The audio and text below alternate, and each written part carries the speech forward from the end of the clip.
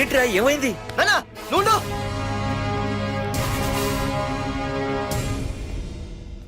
రఘునాథ్, నీకు ఆ రోజే చెప్పాను, నీకేమైనా అభ్యంతరం ఉంటే ముందే చెప్పమని. ఇలా వెనక నుంచి పొడిపించడాలు నరికించడాలు నాకు నచ్చావు. ఒక పక్క ఎంగేజ్మెంట్ ఫంక్షన్ అని బిల్డప్ ఇస్తూనే మరో పక్క నన్ను చంపించడానికి ట్రై చేస్తున్నావు. హే పార్దు, ఏం మాట్లాడుతున్నావు? నిజం మాట్లాడుతున్నాను, చెప్పరా చెప్పు. మీరే కదా నన్ను చంపేమంది. నేను చంపబడటం ఏంట్రా? పార్దు నా కాబోయే అల్లుడు. అయ్యా, మీరు అమెరికా వెళ్తూ ఒక కవర్ ఇచ్చారు కదయ్యా. అవును ఇచ్చాను. ఆ కవర్ లో ఈ బాబు ఫోటోనే ఉందయ్యా. ఏంటి, పార్దు ఫోటో ఉందా? అవునయ్యా. ఏయ్, మళ్ళీ కొత్త నాటకమా? నాటకం ఏంట్రా నాటకం? నీకు ప్రకాష్ కు గొడవలు ఏమైనా ఉన్నాయా? వాడెవడు? హైదరాబాద్ సిటీ మొత్తాన్ని కను సైకిల్తో శాసించే కింగ్ మేకర్ ప్రకాష్. ప్రతి ఏరియాలోనూ వాడికి బ్రాంచులున్నాయి. ఇక్కడ వాడికి ఏమైనా పనులుంటే నేను చేసి పెడతాను, అక్కడ నాకేమైనా పనులుంటే వాడు చేసి పెడతాడు. మొన్న అమెరికా వెళ్లే హడావిడిలో వాడు పంపిన కవర్లో ఎవరి ఫోటో ఉందో చూడలేదు. ఆ కవర్లో నీ ఫోటో ఉందంటే వాడికి నీకు ఏదో ఉంది. చూడండి, ఆ ప్రకాష్ ఎవడో, వాడి దగ్గరికి నా ఫోటో ఎలా వెళ్ళిందో కూడా నాకు తెలియదు. పార్దు, ప్రకాష్ టార్గెట్ పెట్టాడంటే ఆకలితో ఉన్న సింహం వేటకు బయలుదేరినట్టే. ఇప్పటికే నీ ఫోటో అన్ని ఏరియాలకు వెళ్ళుంటుంది. చూడు పార్దు, ఒక తండ్రి ఎలా ఆలోచిస్తాడో నువ్వు ఆలోచించి ఆ రోజు నా కూతుర్ని ప్రేమించడానికి నా దగ్గర పర్మిషన్ అడిగావు. అలాగే ఈ రోజు ఆలోచించు. చూస్తూ చూస్తూ రేపో మాపో చావబోయేవాడికి నా కూతుర్నిచ్చి దాని జీవితం నాశనం చేయలేను. నా కూతుర్ని మర్చిపో. మీరు మర్చిపోమంటే మర్చిపోవడానికి, వాడెవడో వచ్చి చంపేస్తానంటే చచ్చిపోవడానికి నేనేం చేతగాని వాడిని కాదు. పార్థు, పార్థసారథి.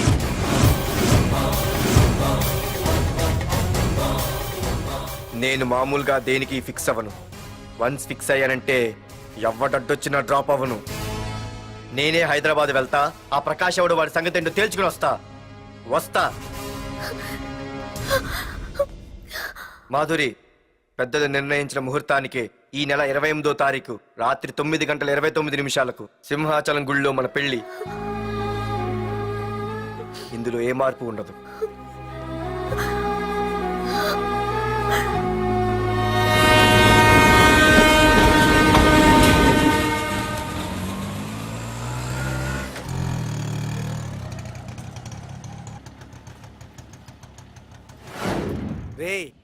కండ్లు ఎక్కువ పెంచితే పక్షవాత వస్తాడ్రా. ఏరా మామా, ఏంటి మళ్ళీ సస్పెండ్ అయ్యావా? సస్పెండ్ అయితేనే కదా హైదరాబాద్ వచ్చేది. ఏంట్రా అలా ఉన్నావు? ప్రకాష్ అంటే ఎవడ్రా?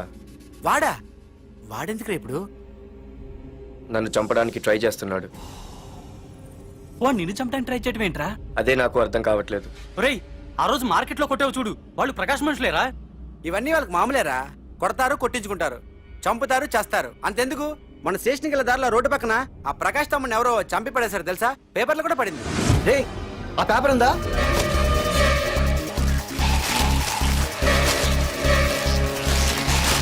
రే విడారా?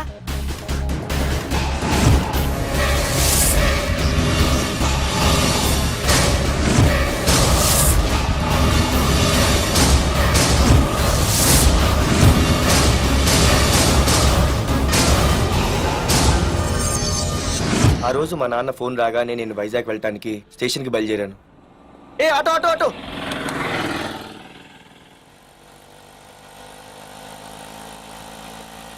ఈడిని మాత్రం వదలకూడదు. ఏ ఆటో ఆటో!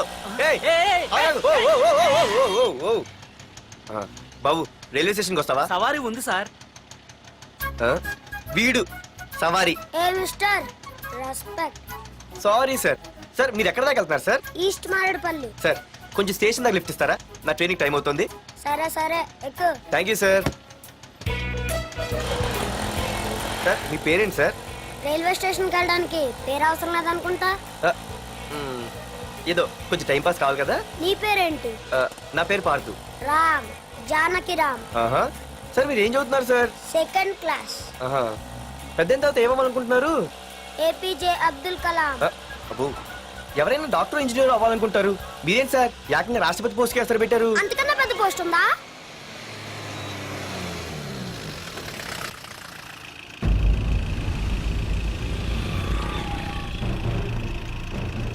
అన్నా అన్నా, వాడే అన్న ఆ రోజు మార్కెట్లో నన్ను మన వాళ్ళని కొట్టింది.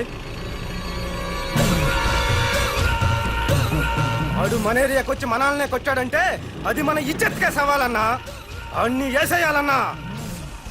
అన్నా మిస్ అయిపోతున్నాడన్నా.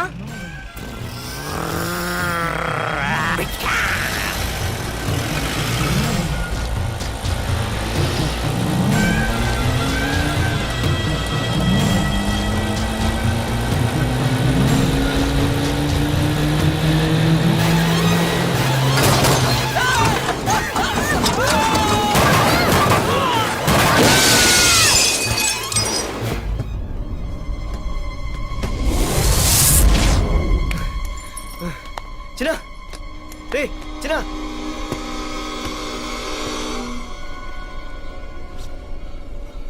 రే చిన్న చిన్న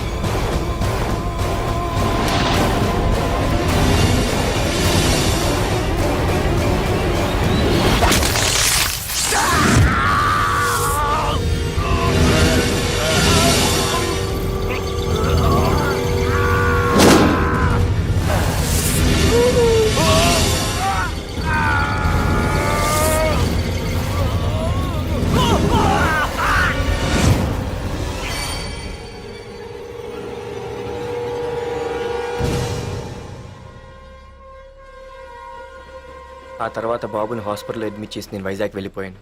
కానీ ఇప్పుడే అర్థమైంది ప్రకాష్ తమ్ముడు పడిపోలేదు, చనిపోయాడని. మరి ఇప్పుడు ఏం చేద్దాం అనుకుంటున్నావురా?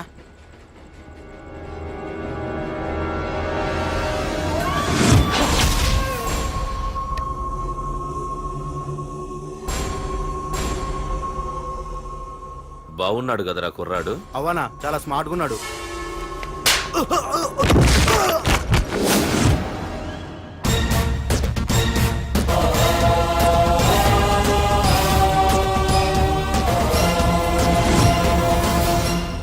నా పేరు పార్థు.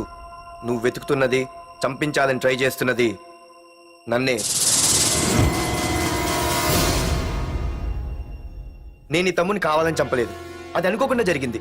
అతను చనిపోయిన విషయం కూడా నాకు ఇప్పుడే తెలిసింది. నన్ను చంపడం వల్ల అతను తిరిగి రాడు కదా. అందుకు నీ మనుషులు నా వెంట పట్టడం, నన్ను చంపాలని ట్రై చేయడం, నేను వాళ్ళని తిరిగి కొట్టడం, ఇవన్నీ నాకు నచ్చవు.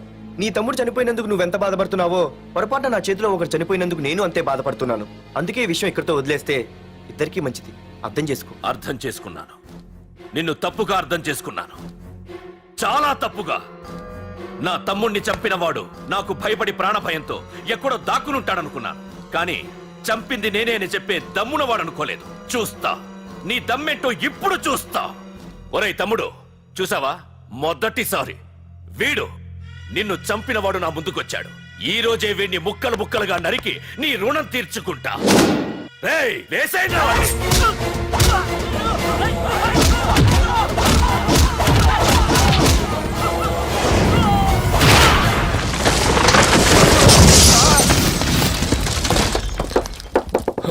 రే ప్రకాష్, నాకు సైలెన్స్ అన్నా వైలెన్స్ అన్నా అస్సలు నచ్చవు.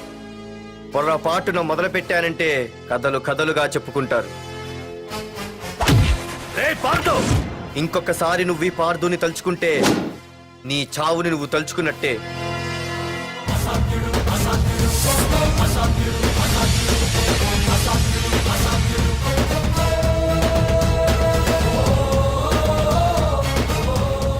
మా బామ్మ పిడుగు శబ్దం వినాలి కానీ చూడకూడదనేది. అంటే ఏంటి ఇప్పుడు అర్థమైంది. ఈడు ఇంకా తీరుకోలేనట్టుంది.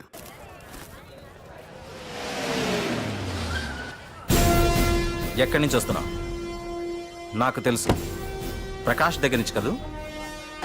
తంబు మర్డర్ కేసు ఇన్వెస్టిగేషన్ చేసింది నేనే. అతన్ని నేను కావాలని చంపలేదు సార్. ఒక కుర్రాన్ని కాపాడే ప్రయత్నంలో అలా జరిగింది. తెలిసి చేసినా తెలియక చేసినా తప్పు తప్పే అని ఫీల్ అయ్యాను. అందుకే ఆ ప్రకాష్ని కలవడానికి వెళ్ళాను. తంబుని చంపటం తప్పు కాదు పార్థు. మర్డర్ చేయడం తప్పు కాదంటున్నాడేంటని ఆశ్చర్యంగా ఉందా? రా బండెక్కు. నాకంతా తెలుసు పార్థు, నీ తప్పేం లేదు. దిగు.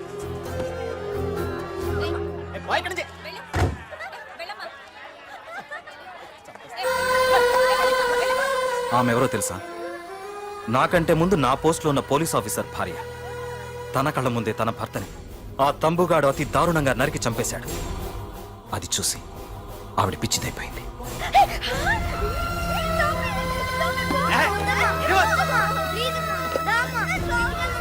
ఆ కుర్రాడు ఆవిడ కొడుకు.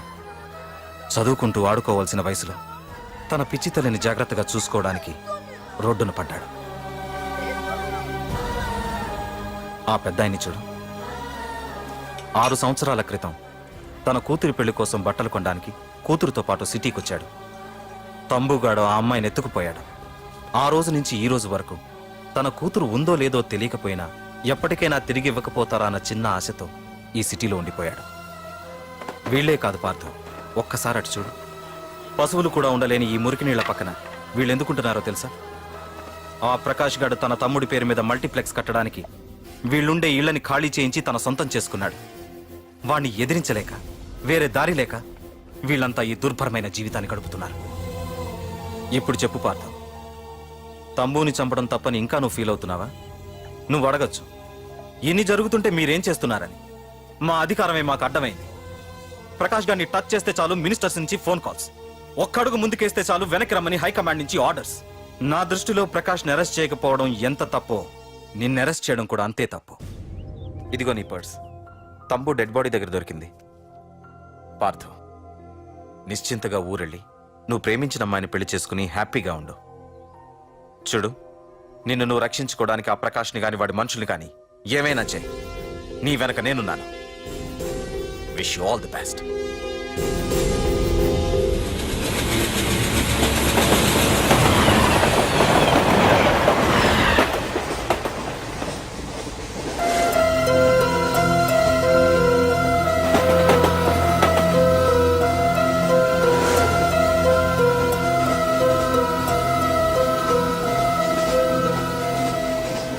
సార్ సార్ ఆకలి వస్తుంది సార్, ప్లీజ్ సార్. అమ్మ ఆకలి వస్తుందమ్మా. Sir sir please sir. అమ్మా.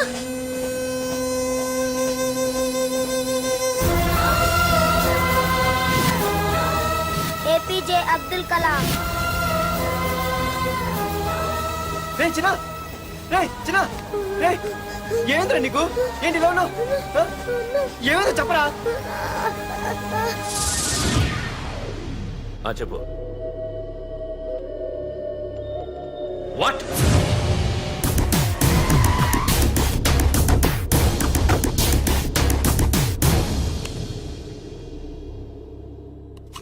అన్నా, తమ్ముడిని చంపింది వరదరాజులు కాదన్నా, ఓ కాలేజీ కుర్రాడు. ఎవడ్రా? ఎక్కడ ఉంటాడు వాడు? చెప్పు. పేషెంట్ ని డిస్టర్బ్ చేయకండి. అతను ఇప్పుడే కోమా నుంచి కోలుకున్నాడు. చనిపోయే ప్రమాదం ఉంది. రే, నా తమ్ముడు ఆల్రెడీ చచ్చిపోయాడు రా. వెళ్ళు. చెప్పు. అన్నా, ఆడెక్కడ ఉంటాడో తెలియదు కానీ ఆడితో పాటు ఆ స్కూల్ కుర్రాడు కూడా ఉన్నాడన్నా. రే, వీడిని బండి ఎక్కించండి. అలాగన్నా.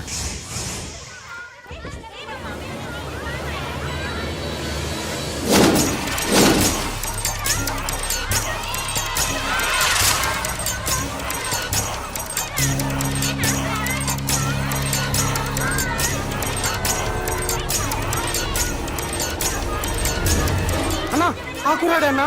రే బాబీ ఆగరా. మర్యాదగా చెప్పు. నిజంగా అతను ఎవరో మాకు తెలియదు సార్. తెలియకుండానే వాడితో మీ కొడుకుని స్టేషన్కి పంపించారా? చెప్పు. ఏం చేయొద్దు. చెప్పు చెప్పు చెప్పు చెప్పు చెప్పు చెప్పు చెప్పు. తెలియకుండానే వాడితో స్టేషన్కి పంపించావా? అడిగాడట. తెలియక ఎక్కించాడండి చెప్పు ఏయ్! చెప్పవే చెప్పు చెప్పు ఏయ్!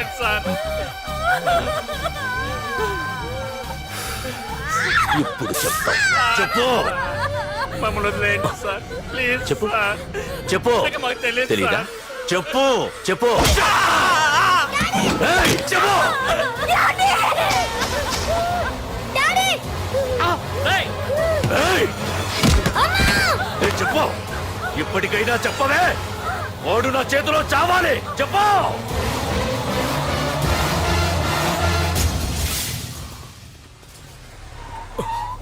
సార్ వాడి గురించి ఇన్ఫర్మేషన్ తెలిసింది సార్ ఇది వాడి ఫోటో. అన్నా వీడే వీడే నా తమ్ముడు చంపింది వీడే.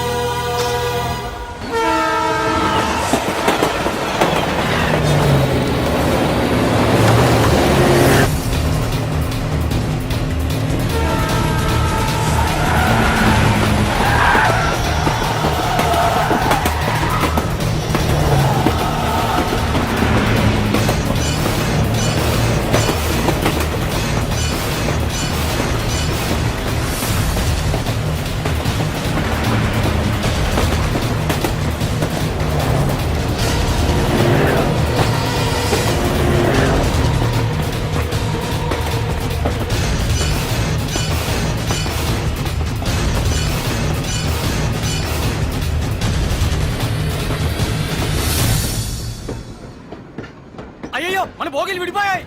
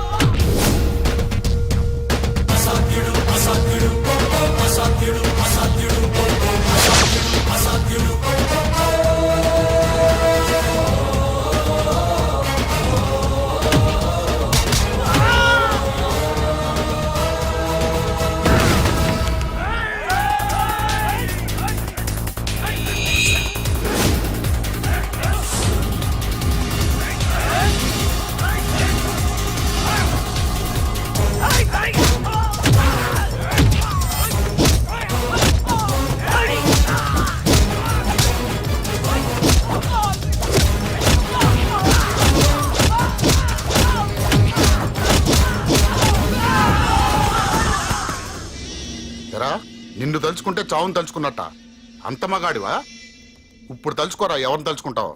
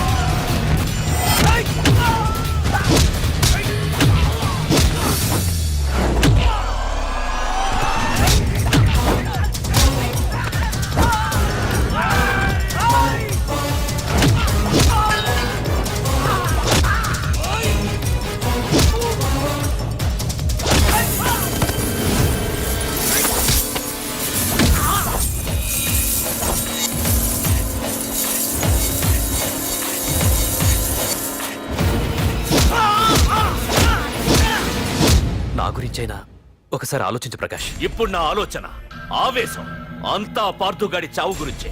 ఆల్రెడీ నా మనుషులు వెళ్ళారు.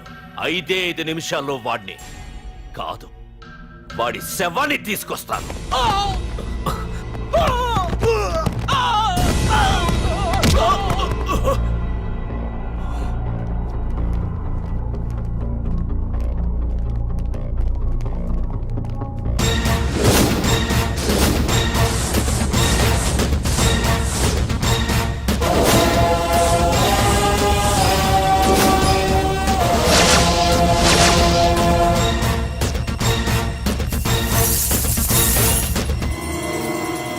పార్థు, రేయ్, నువ్వు జీవితంలో ఏ తప్పైతే చేయకూడదు అదే చేశావు. నన్ను టెన్షన్ పెట్టావు. నా మూలంగా అభంశుభం తెలియని పసివాడి తల్లిదండ్రులను చంపి వీన్ని అడుక్కు తిని అనాథం చేశావు. నీ వల్ల అన్యాయం అయిపోయిన ఈ పసివాడి మీద ప్రమాణం చేసి చెప్తున్నా, నా పెళ్లికి పంతులు పంచాంగం చూసి పెట్టిన ముహూర్తం ఈ 28. అప్పటి వరకు నేను ఇక్కడే ఉంటా. నీ ప్రతి అడుక్కి ఎదురొస్తా. నీ రౌడీ రాజ్యాన్ని నేలకూలుస్తా. నీ రాక్షసత్వం వల్ల ఇప్పుడు వీడు ఏ స్థితిలో అయితే ఉన్నాడో అదే స్థితికి నిన్ను తెచ్చి నడి రోడ్డు మీద నిలబెడతా. దానికి నేను పెట్టిన ముహూర్తం ఈ నెల 19. తెచ్చుకో. నీ బ్రాంచీల నుండి జనాల్ని తెచ్చుకుంటావో, నీ గోడౌన్ నుండి ఆయుధాలు తెచ్చుకుంటావో. ఒరే ప్రకాష్, పొరపాటున నా పొరచేయి తగిలితేనే పైకి పోయాడు నీ తమ్ముడు. అదే నే మనసు పెట్టి పిడికిలి బిగించి కొట్టానంటే పునర్జన్మ లేకుండా పోతావు.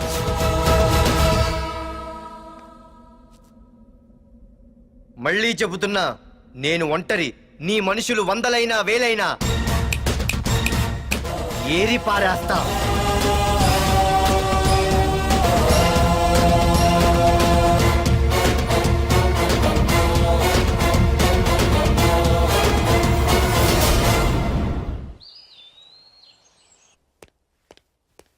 నాన్నా, పార్థు. ఏం నాన్నా, నేను ఇంత టెన్షన్ పడుతుంటే నువ్వేం మాట్లాడవేంటి? పార్థు తనని నమ్ముకున్న వాళ్ళని టెన్షన్ పెట్టడు, తనతో పెట్టుకున్న వాళ్ళకి టెన్షన్ పెడతాడు. అవునమ్మా, ఒక్క ప్రకాష్ కాదు, 100 మంది ప్రకాష్లు అడ్డొచ్చినా వాళ్ళంతు చూసి పెట్టిన ముహూర్తానికొచ్చి నీ మెళ్ళో తాళి కడతాడు.